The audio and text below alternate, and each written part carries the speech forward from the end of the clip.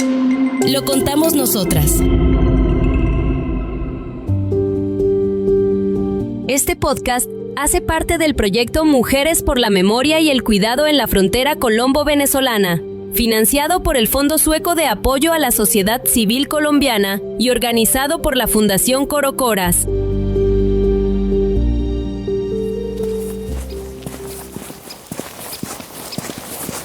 Bienvenidas y bienvenidos a Lo Contamos Nosotras, una serie de podcast sobre memoria, cuidado y resistencia de las mujeres en la frontera colombo-venezolana. Cada una de las mujeres buscadoras lleva en su memoria un duelo sin resolver.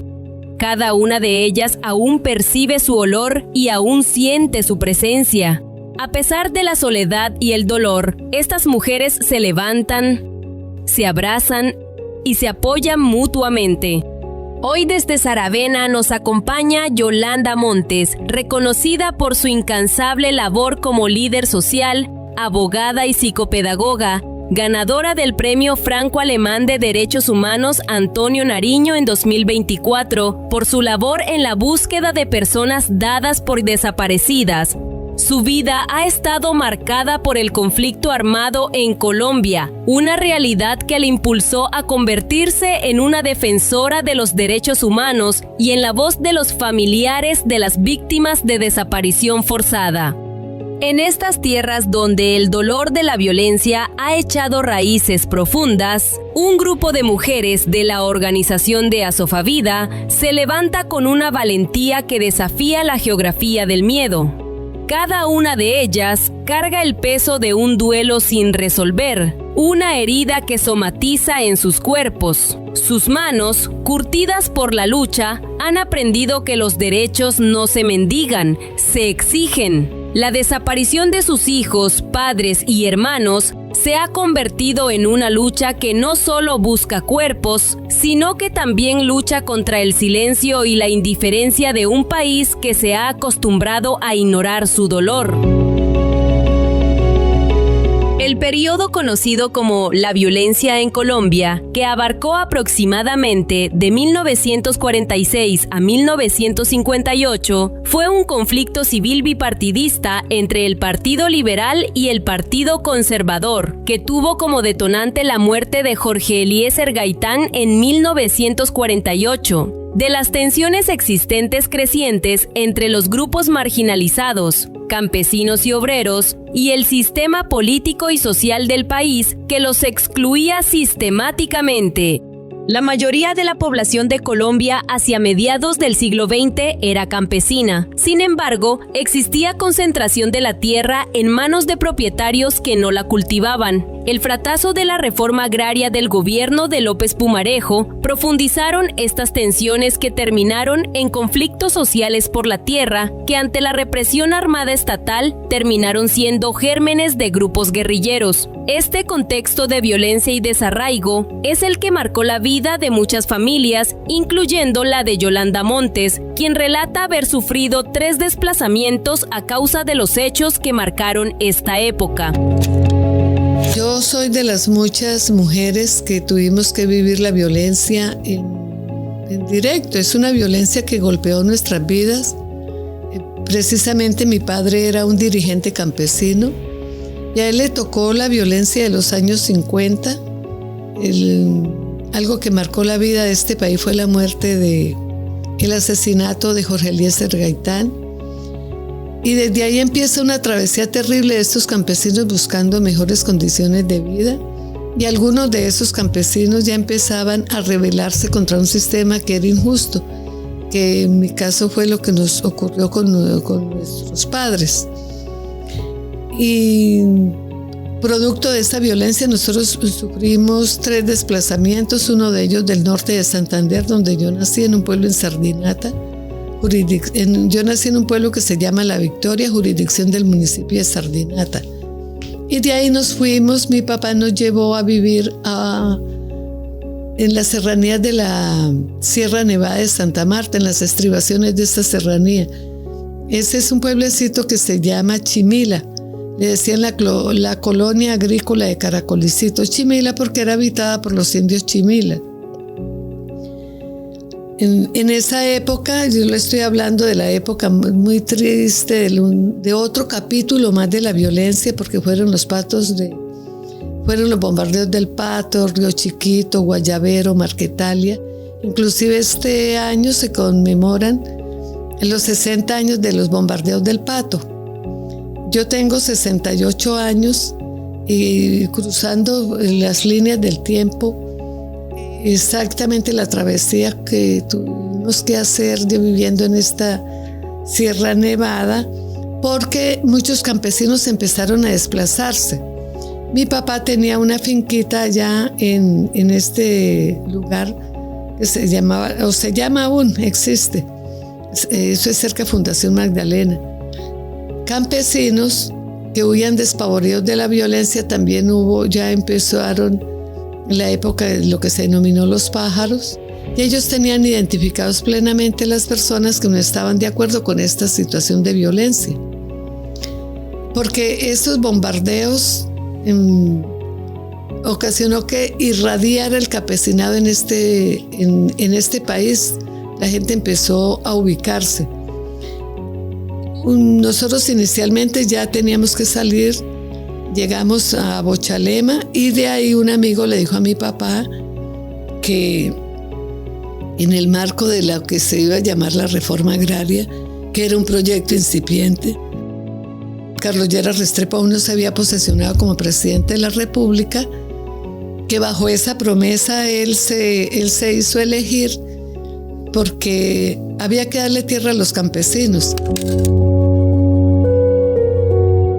Para Yolanda, la paz ha sido un propósito en el que ha estado trabajando toda su vida. Ella nos cuenta cómo las mujeres viven con la incertidumbre de que en cualquier momento un familiar puede ser desaparecido forzadamente y ser hallado sin vida días después. A esta situación se suma una mordaza que les impide a las mujeres buscar a sus seres queridos e incluso llorarlos públicamente o enterrarlos dignamente. Mi papá llega al Salar en 1967 y allí nos criamos. Yo soy ahorita una abanderada de la paz porque no he conocido un minuto de paz. Usted me decía que era vivir en Saravena con una zozobra terrible. Nosotros sabemos que en cualquier momento pueden desaparecer a alguien y a los 3 días aparecer muerto a la vera de cualquier camino. Pero lo más grave, Janet, es la mordaza sobre todas las mujeres. Nosotros hemos venido construyendo un relato desde las voces de las mujeres. ¿Qué siente una mujer que le llevan su hijo, que sabe que no lo puede volver a ver, pero que tampoco lo puede buscar, pero tampoco puede decir qué le pasó? Es un silencio, pero demasiado desgarrador, que no poder ni siquiera llorar a su hijo y enterrarlo a escondidas. Hoy, esto es agosto 2025. Hay una experiencia reciente, poética, no digo el nombre de la señora. Nos dolió mucho porque era una muchacha que ella estudió con nosotros, se casó con el novio que éramos los de la infancia, tuvieron su hijo y la misma suerte corrió. La acompañamos al cementerio, las amigas, y en ese entierro, como si fuéramos culpables de algo, ella que es víctima, silenciosas, calladas, y muchas personas, muchas no mentiras, 4 mujeres se acercaron y me dijeron: doña Yolanda, mis hijos están allá y es posible que corran la misma suerte de este muchacho que hoy estamos aquí enterrando. Entonces, es una situación muy triste, desde los bombardeos indiscriminados, las bombas, las amenazas, los desalojos, las desapariciones, esa misiva que a usted le llega y le dan 24 horas y se tiene que ir, lo que eso implica el desplazamiento, que es el desarraigo social.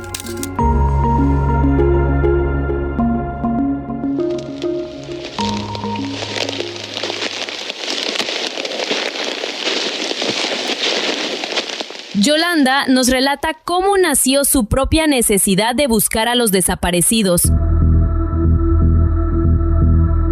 Un sentimiento que se originó a partir de una tragedia personal.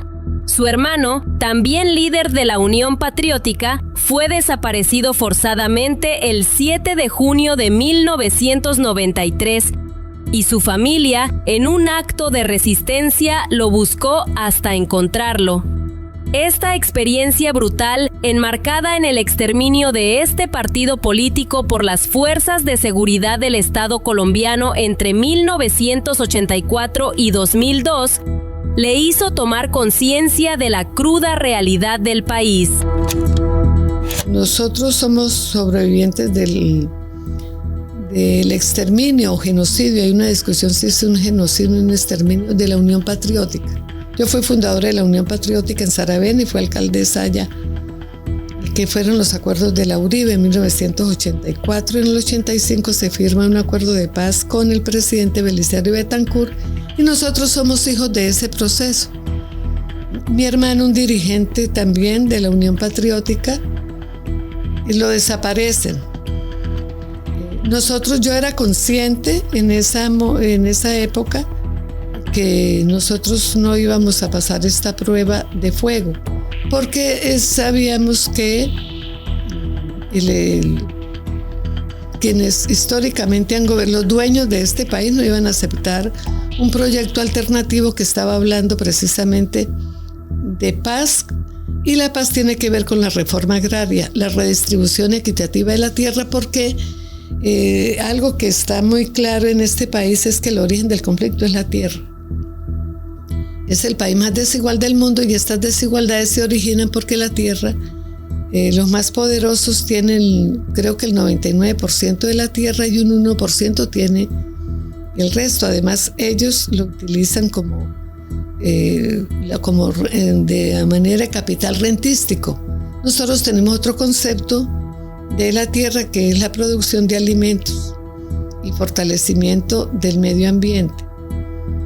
Es otra visión del mundo, desde la soberanía alimentaria. Entonces, sabíamos que esto era muy difícil y cuando a mi hermano lo desaparecen, yo sabía que eso iba a suceder.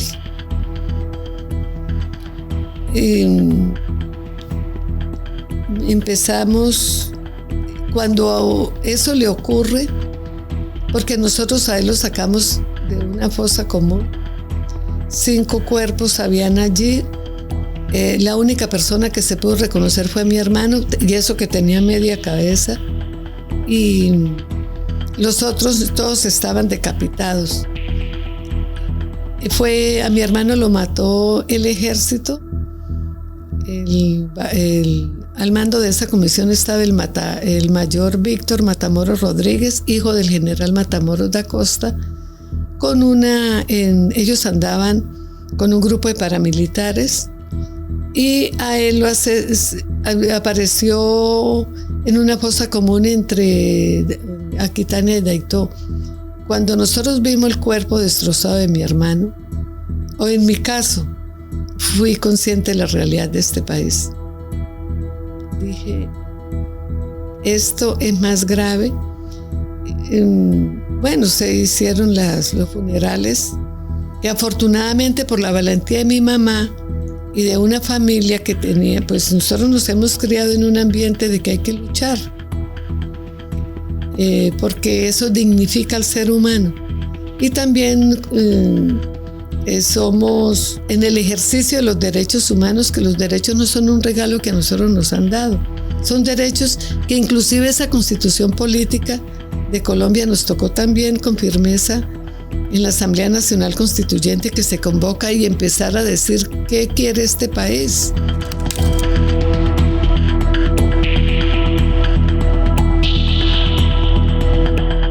En las entrañas de un territorio herido por el conflicto, la Asociación de Familias de Personas Desaparecidas por la Defensa de la Vida, los Derechos Humanos, la Paz, la Convivencia y la Reconciliación en el Sarare, Asofavida, nació en el año legalmente 2019. Pero no nace por un decreto ni de una reunión formal, sino de la necesidad visceral de un grupo de mujeres unidas por el mismo dolor. En el año 2008, este grupo de mujeres salen en la búsqueda de Richard Alexander Bonilla y Dámaso Uribe Chinchilla. Este impulso inicial fue una pregunta simple pero poderosa. ¿Dónde están los hijos que ya no están? De esta inquietud nacieron las primeras indagaciones, las primeras batallas legales y la decisión de apoyar a los fiscales para exhumar cuerpos de fosas comunes, incluso asumiendo el riesgo por su propia seguridad. No ha sido un regalo de quienes han gobernado este país, han sido producto de las justas luchas de este pueblo, que nos hemos unido algunos.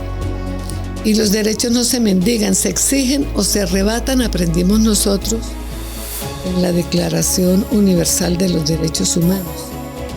Inclusive en esta declaración dice que cuando un gobierno es injusto y opresor, el pueblo está legítimamente compelido al derecho de la rebelión, así lo dice.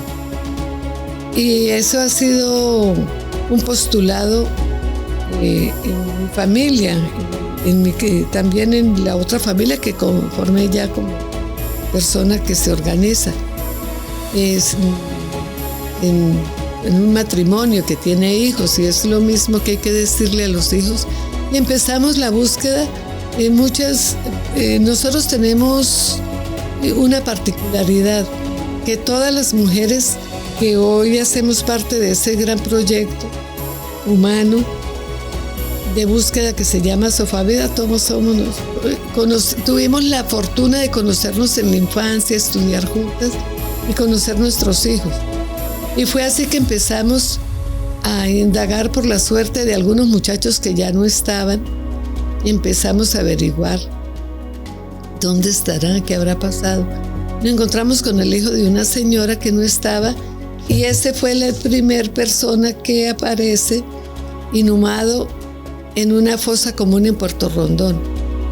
Esto que le estoy diciendo no es fácil, desde peleas con el fiscal del caso, porque ellos dicen mentiras, que no pueden ir a la región, desde nosotros asumir la responsabilidad de apoyarlos, hasta de la misma seguridad, para que se logren exhumar estos cuerpos. Esta persona se exhuma y se hace la entrega digna. Después conocimos a otra persona y fuimos a un sitio entre Tropicales y Muribá. Estaba ese señor enterrado allí, también fue un bombardeo del ejército. Y ya hicimos un día un llamado a los medios para que ustedes estén tal día que nos convoquemos. Sabemos que tienen sus hijos desaparecidos y estamos en ese proyecto de búsqueda, que es un proyecto humanitario, confidencial, extrajudicial. Y la última acción que hemos hecho es las medidas cautelares al cementerio de Saravena, porque por información que se ha cruzado con el Instituto de Medicina Legal y Ciencias Forenses, se cree que en ese cementerio hay de Saravena enterrada, inhumados como cuerpos no identificados, más de como 373 personas. Y con las averiguaciones que hemos venido haciendo y cruce de información de las madres de sus hijos desaparecidos, creemos que algunos estén allí. Y efectivamente, en la primera intervención que se hizo, están apareciendo los cuerpos de estos personas que estamos buscando.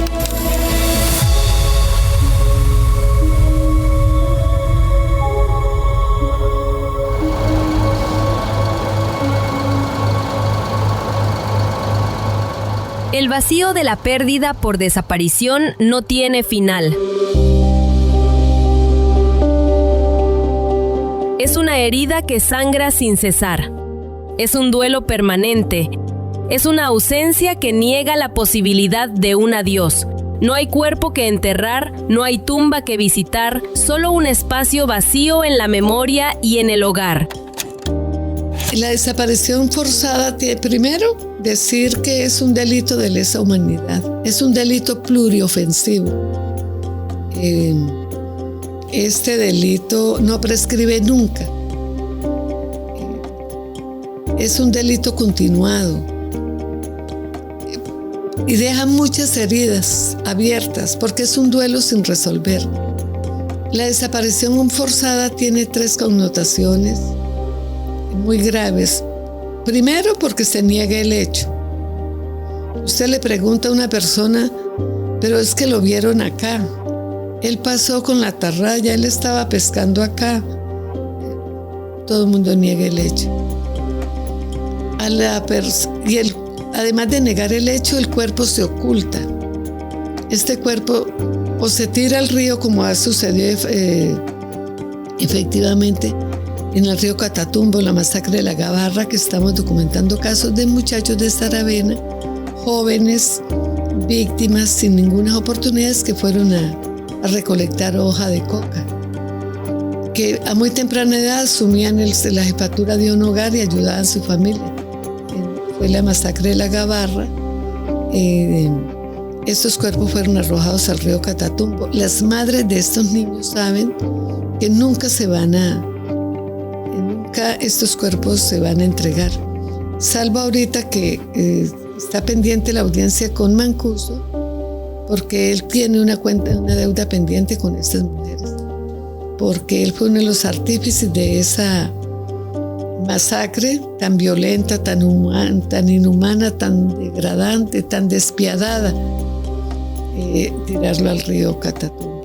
O en el caso de Arauca, el Cubujón, algunos cuerpos de personas desaparecidas por evidencias que se han obtenido fueron arrojados al río Cubujón. Y en el caso del río Arauca, en Puerto Lleras,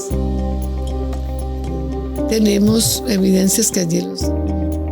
Pero entonces, con las madres hemos ido a buscar como esos pedazos de historia para tejer una historia de vida.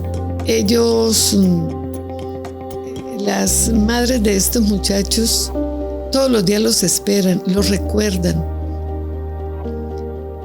La mamá de Zoraida, que usted la conoce, ella dice que todavía tiene presente el olor de su hijo. Siente que llega, porque era su hijo menor, además menor de edad. Es una tragedia. Yo aspiro algún día a hablar con un victimario para contarle que no se imagina jamás la magnitud del daño cuando se desaparece a un ser humano. Es muy doloroso, porque como le dijo un campesino a un firmante del acuerdo de paz, dijo: usted me hubiera matado a mi hijo y lo hubiera dejado a la orilla del camino.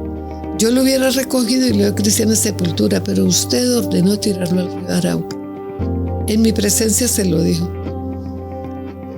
Y eso es más grave aún, porque usted desapareció el cuerpo de mi hijo y yo no lo voy a recuperar nunca.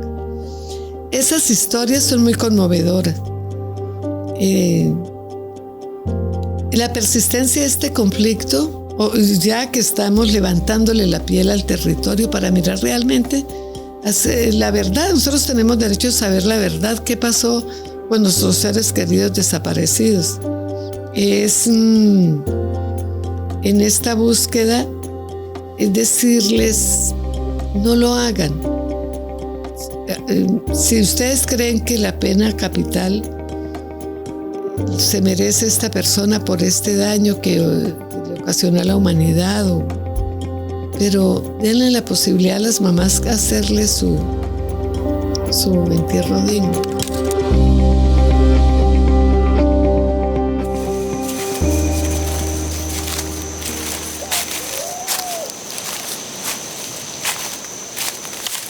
La desaparición forzada es un delito de lesa humanidad que no prescribe.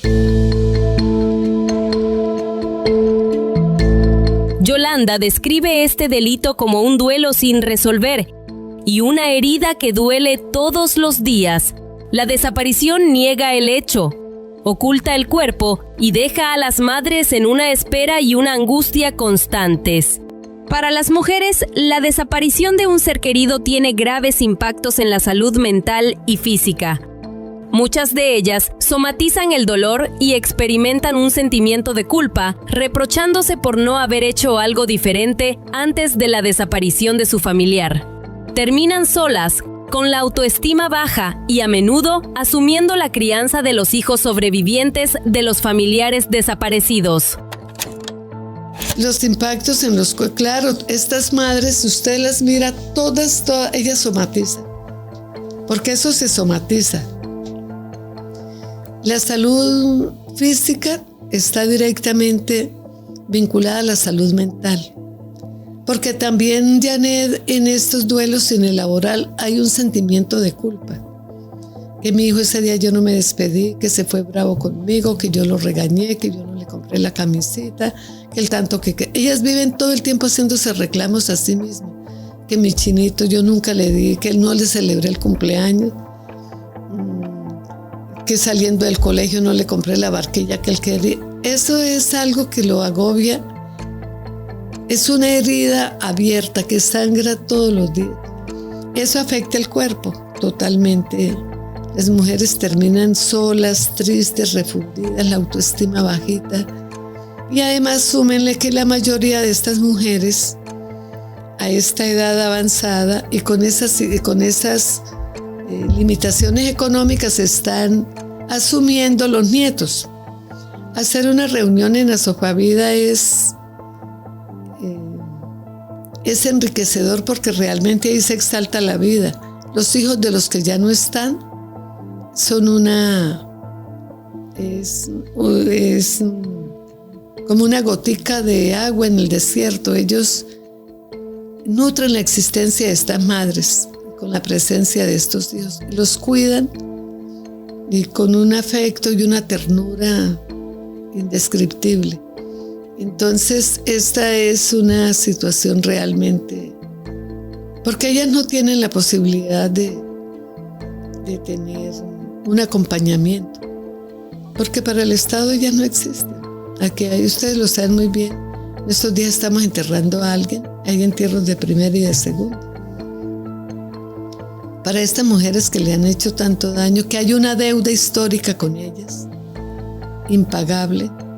Pasarían 3 vidas y nadie sería capaz de resarcir el daño tan grande que se le hizo a las vidas de esta, porque a los bienes, bueno, en el caso de que perdieron la finca de estas personas, es una deuda que no habría, impagable, con todo el daño, porque es la desestructuración del tejido familiar. Ese núcleo familiar ya no está. Las mujeres tienen que asumir múltiples roles, solas, ya tienen que, desde lo económico, las normas en la casa, ya son la autoridad, todo lo que implica llevar un hogar con esa herida ahí, y no termina uno de sorprendernos. Y ojalá nunca se nos acabe nuestra capacidad de asombro para seguir denunciando las atrocidades de la guerra.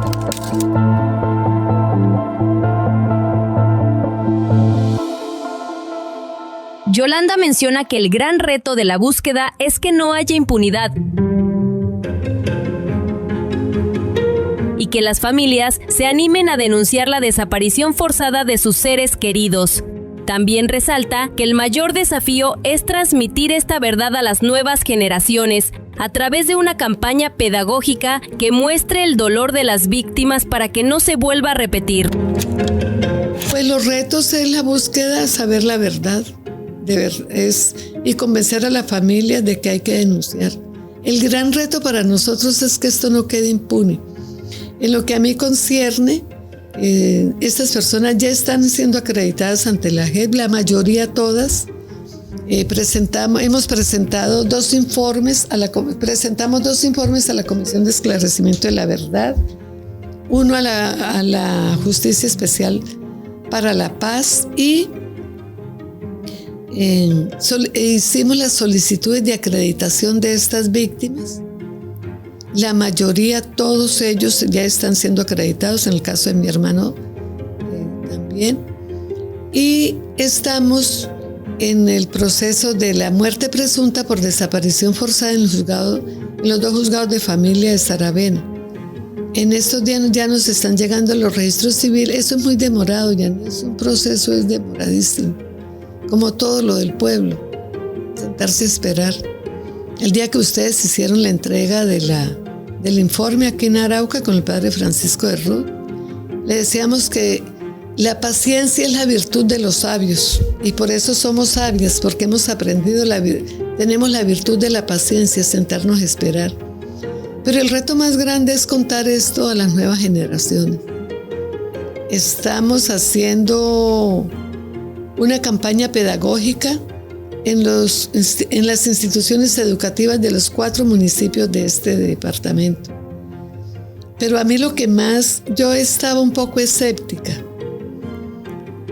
Algo que me ha sorprendido, que desde aquí saludo y felicito a los rectores de estas instituciones educativas, la forma como nos han acogido, con esa solidaridad, esas demostraciones de cariño, de afecto, y decirnos: mujeres, este colegio tiene abiertas las puertas, cuenten esa historia que nosotros no nos hemos atrevido a contar.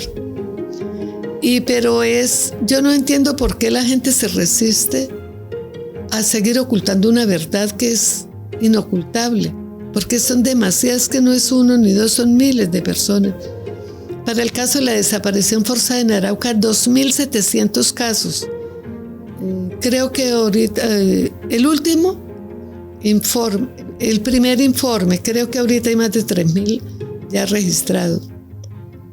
Hay una sentencia del Tribunal Superior de Bogotá que exhorta a la Secretaría de Educación Departamental de Arauca para que en las instituciones educativas se enseñe la historia del conflicto armado.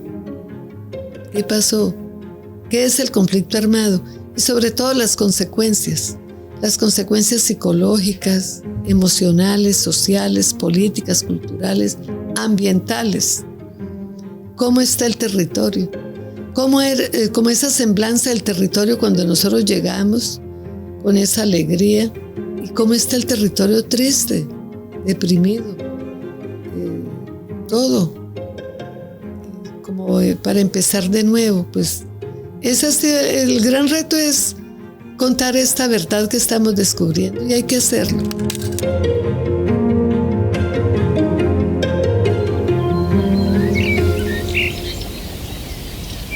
Yolanda nos cuenta sobre las iniciativas de memoria que han emprendido, como por ejemplo el Bosque Humanitario.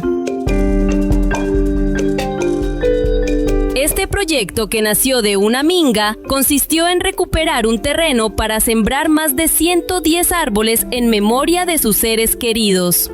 Cada árbol tiene el nombre de una persona desaparecida y simboliza la vida que resurge. Para ellas, la memoria es la historia de los pueblos, una historia viva que se narra colectivamente. El gran reto es que la verdad de las víctimas sea conocida por las nuevas generaciones para sanar las heridas que ha dejado el conflicto armado prolongado en la sociedad, para que las mujeres puedan vivir sin violencia y que las nuevas generaciones crezcan sin miedo. Nosotros tenemos el proyecto nuestro es desde lo social, lo cultural, lo político, y es sobre todo la memoria. Para nosotros es muy importante memoria y verdad. Son dos variables que están unidas allí, dos conceptos. En esa ausencia de duelo absoluto de las madres, nos reunimos y en una minga, que así la denominamos, tomamos la decisión de recuperar un terreno que la rectora de la concentración de desarrollo rural nos permitió. Pero no era posible porque en ese lugar se había depositado la basura por lo menos durante 30 años el colegio. Y el día que nosotros fuimos, con una nieta que está buscando a sus padres, todo su núcleo familiar se lo desaparecieron. Casi fue una mirada así como de impotencia. Recuperamos el terreno totalmente absoluto. Yo creo mucho en la mujer, en esa fuerza tan grande que hay allí oculta, pero que emergen cuando hay un proyecto de recuperación colectiva y la historia se trata, ya estamos. Y sembramos 90 árboles, ya hay más de 110 en memoria, sembramos nuestros hijos. Fue un acto simbólico hermoso de siembra de nuestros hijos a la vida. Y cada árbol, el árbol de mi hermano se llama Omar Alfonso Montes Ovalles, por ejemplo el de Zoraida tiene el nombre de ella, otro se llama Lirio Quiñones, bueno, etc. Son porque ellos oxigenan, decimos, comparamos el bosque con la vida de las personas, que así como el bosque lo maltratan, lo talan, le tiraban basura, lo tratan con desprecio, cómo se recupera y emerge a la vida para ofrecer algo bonito, gratificante, que genera bienestar, como es producir oxígeno, sombra, los arbolitos, los pajaritos son maravillosos allí como anidan, el trinar, las mariposas volvieron, algo mágico. Y decimos, y hacíamos como esa metáfora, ¿no? Que así como ese bosque se recuperó, nosotros nos vamos a recuperar también y no vamos a ser parte del problema, sino parte de la solución del problema, llevando un mensaje de paz. Y yo creo firmemente, Janet, en las leyes de la vida, que la vida es movimiento. Y tanta sangre derramada no creo que sea, esta cuota de sangre que ha puesto este pueblo tan martirizado y tan sufrido, no va a ser, no puede quedar así. De allí emerge la vida, la esperanza. Y el gran reto es nosotros seguir contando estas historias y estamos abriendo el camino para que nuestros hijos transiten alegremente, sin miedos, sin prisa, sin afanes, con alegría y sobre todo posicionando el mayor valor del ser humano, que es la solidaridad.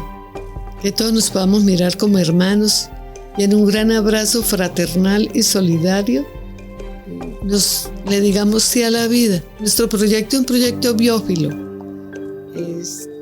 que resurge la vida con todos los colores, los matices, las diferencias. En eso estamos empeñados. Y ayer está haciendo en el colegio, porque vamos a hacer murales.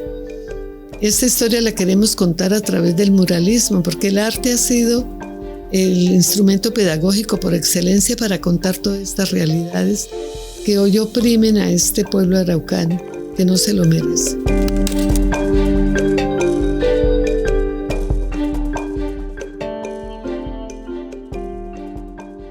Yolanda destaca cómo Asofavida ha contribuido a la sanación de las mujeres, ofreciendo un espacio para que se reúnan, se abracen y sientan que no están solas. Las mujeres asumen múltiples roles y este apoyo es vital para sobrellevar la carga que implica la búsqueda de familiares desaparecidos forzadamente. La organización ha sido fundamental en la recuperación de la autoestima de las mujeres, que a menudo se ven solas y tristes asumiendo la crianza de los hijos de sus familiares desaparecidos forzadamente.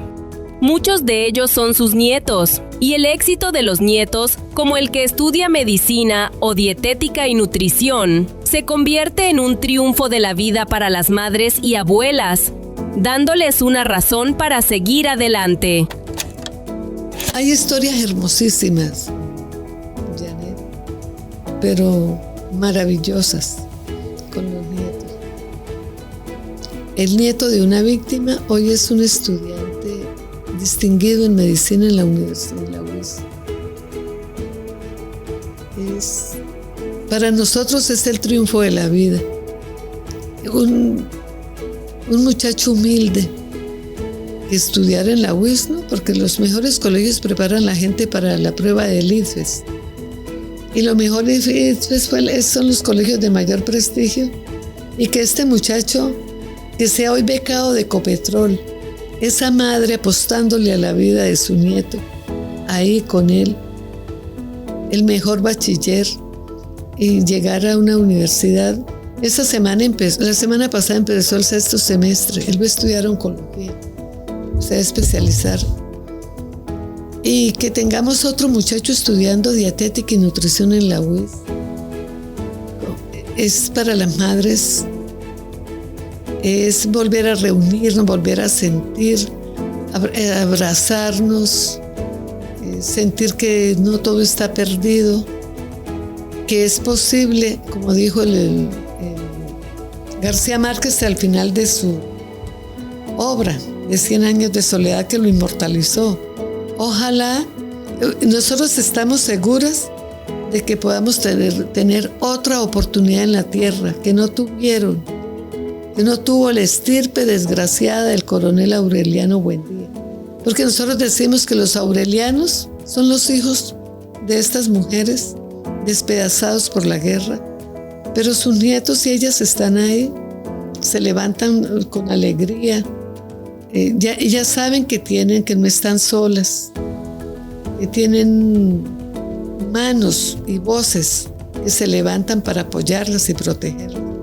Hace poco, en Saravena, en un accidente muy violento, un señor le mató un hijo a una compañera nuestra. Ella tiene 2 hermanos desaparecidos y le mató a su hijo. Y en el funeral que se le acompañó, le decíamos: usted no está solo.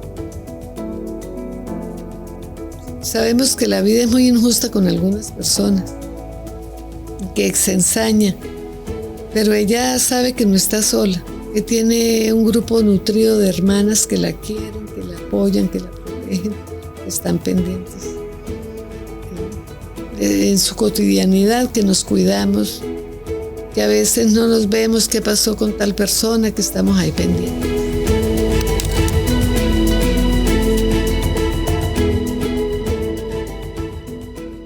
Yolanda enfatiza en que la memoria es un proceso colectivo elaborado por las personas que han vivido el rigor del conflicto. Este no es un proceso externo, sino de las víctimas en el territorio, que son las únicas que pueden narrar con precisión sus experiencias tanto de dolor y pérdida como de esperanza. Pues nosotros creemos que la memoria es la historia de los pueblos, pero la memoria que se construye desde abajo, que se construye colectivamente y con hechos. No es la historia contada a través de terceros, sino es esa historia viva que palpita en el pueblo, que palpita en la sangre de los cuerpos en los que ha recaído todos esos cúmulos de violencias. Contar la historia, por ejemplo, de ese bosque humanitario, que ahí es la historia de 110 familias.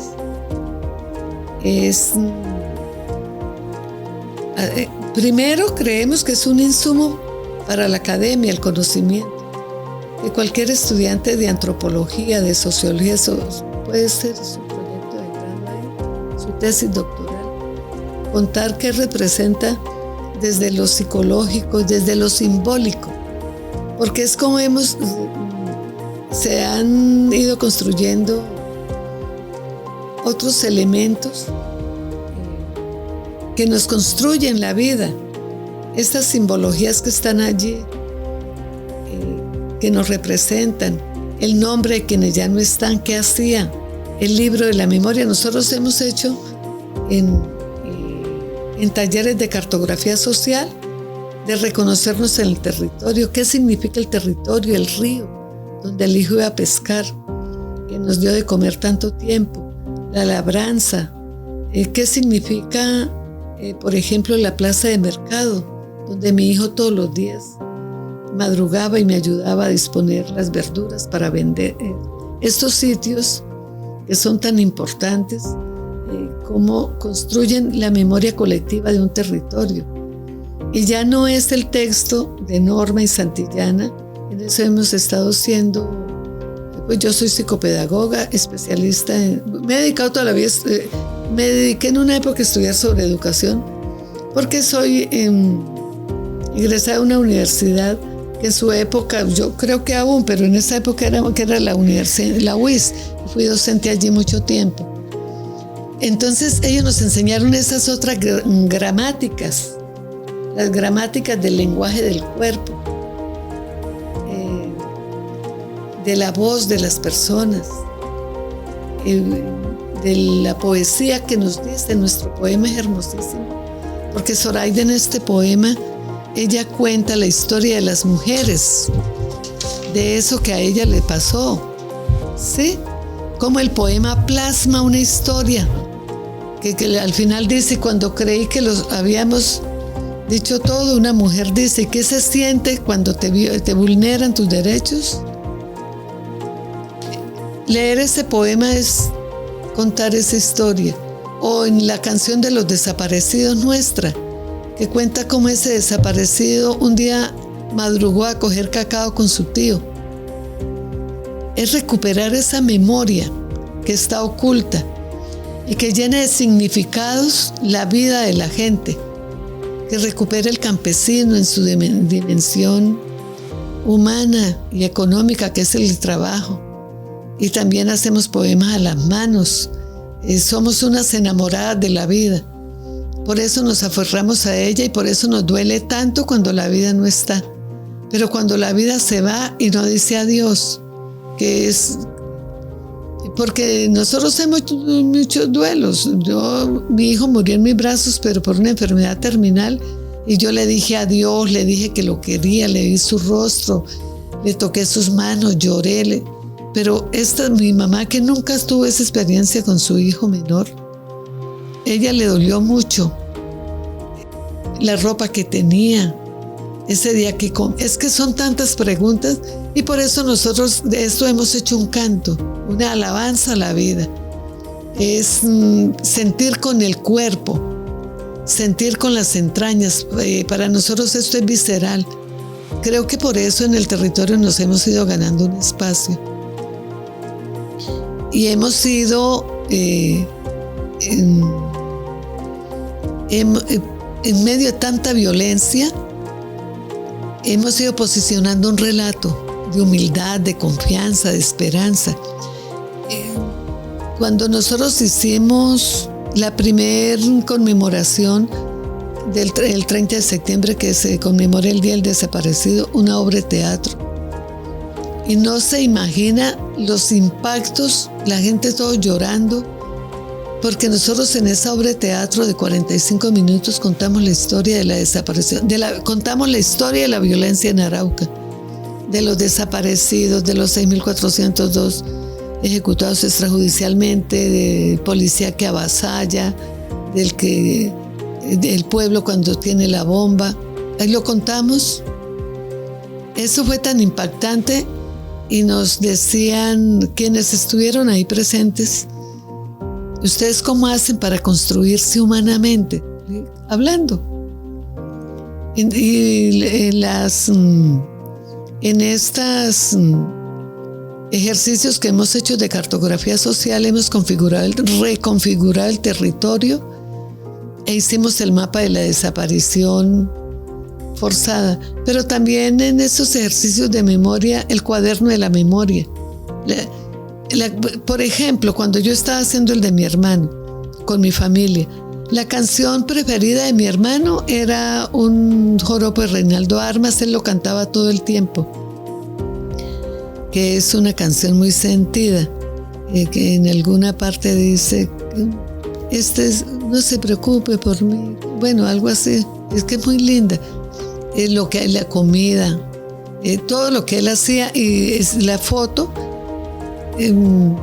Nosotros creemos, Janet, que olvidar a nuestros seres queridos, ausentes, es desaparecerlos 2 veces.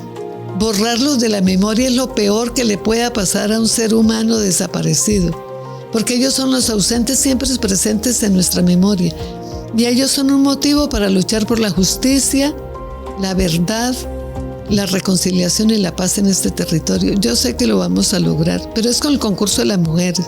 Desde aquí hacerles un llamado a las mujeres, que somos nosotras, que además nos resistimos a seguir pariendo hijos para la guerra, que no vamos a callar, que los actores armados, enviarles el mensaje, que nuestras voces van a retumbar fuerte, como hoy se levantan las voces de las madres y los llantos de los niños de Palestina, que a quienes solidariamente las abrazamos, y ese mismo grito de Ucrania, de Palestina, del Sarare, del Cauca, del país, del Catatumbo, va a ser el grito ensordecedor que finalmente dirán: nos vamos a unir todos para construir juntos, porque vale la pena vivir, pero no de cualquier manera, vivir de la mejor manera, con alegría, con sueños, con risas, con poemas como los hacemos,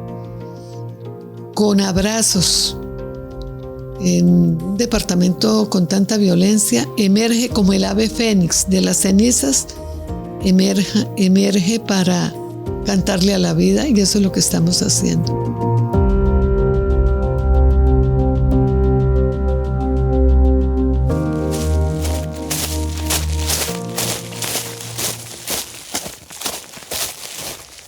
Yolanda se dirige a las personas indiferentes. Les hace un llamado a las personas que por miedo o pereza no han luchado por su territorio. Afirma que la indiferencia es una de las razones principales por las que el conflicto persiste en Arauca. Finaliza con una frase de Martin Luther King para reafirmar la importancia de no callar ante la injusticia. En Arauca hay 2 variables que influyen significativamente en la persistencia del conflicto, en su orden. 1, la indiferencia de la sociedad. A esos indiferentes, esas personas que no creen, que no se inmutan, que a su hermano le está pasando algo a su vecino y como él no era conmigo, yo no dije nada. Les hacemos un llamado a las madres buscadoras de Arauca, que nos apoyen o que se apoyen, inclusive por dignidad de un pueblo. Porque la vida, cuando nosotros decirles a ellos que la vida es para hacer cosas, para luchar, para cantar, para gritar, para denunciar, para decir, ¿de qué nos sirve la vida si cuando la tuvimos no dijimos nada, no hicimos nada? Pero que sí se constituye en una gran vergüenza. Vivir en un territorio y no luchar por él. Eso es algo lamentable. Ojalá esos corazones se conmuevan. Y precisamente estamos visibilizando esta tragedia para sensibilizar a aquellos que no creen. Que al igual que pasó con la escombrera en Medellín, nos decimos las cuchas, tenemos razón. Sí están desapareciendo nuestros hijos, y por eso hicimos el mural grande en el cementerio de Saravena, que son mensajes que se envían a la comunidad y a esos indiferentes que muestren. Si ponemos un átomo de corazón, hubiéramos superado este conflicto hace mucho tiempo. Esa es una de las persistencias, la indiferencia de la sociedad. Es un silencio cómplice. Y a las autoridades, que también es una vergüenza, como si aquí no estuviera pasando nada. Y las ferias siguen, y el trago, y la parranda, pero en ningún momento esto que voy a decir, pues es desde una mirada muy crítica. La cantidad de plata que se gastan en unas ferias y las mujeres buscadoras, vamos a solicitar alguna ayuda para, si sea un pasaje o una flor para un evento, no, que no hay plata. Pero para el este es un país cantinero. En mi pueblo es un pueblo cantinero. Allá no. Mientras hay 80, yo creo que más de 1000 cantinas, habrá una biblioteca. Entonces, ¿qué se puede esperar? Y por eso estamos haciendo esos llamados, que se sensibilicen, que a la vida hay que reconocerle cosas, y entre esas, que alguien habitaron en este planeta, hoy no están, y al menos la pregunta ¿qué pasó?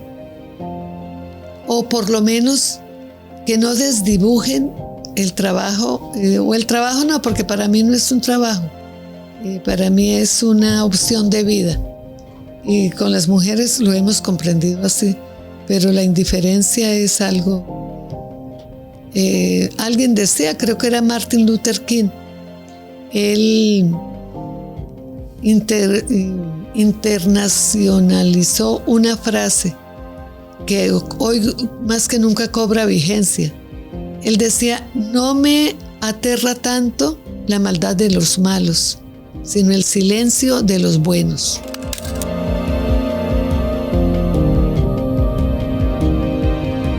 Gracias por escuchar este 7º episodio de Lo Contamos Nosotras, una producción del proyecto Mujeres por la Memoria y el Cuidado en la Frontera Colombo-Venezolana, con el apoyo del Fondo Sueco de Apoyo a la Sociedad Civil Colombiana y la Fundación Corocoras. Te invitamos a seguir esta serie y a compartirla con quienes, como tú, creen que sanar también es contar.